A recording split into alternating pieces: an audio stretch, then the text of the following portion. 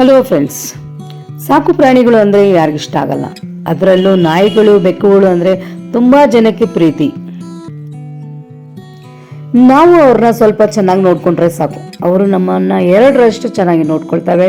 ಅವ್ರಿಗೆ ಬೇಕಾಗಿರೋದು ಎರಡೇ ವಸ್ತುಗಳು, ಒಂದು ಊಟ, ಹಾಗೆ ಇರೋದಕ್ಕೆ ಮಲಗೋದಕ್ಕೆ ಸ್ವಲ್ಪ ಜಾಗ ಕೊಟ್ರೆ ಸಾಕು.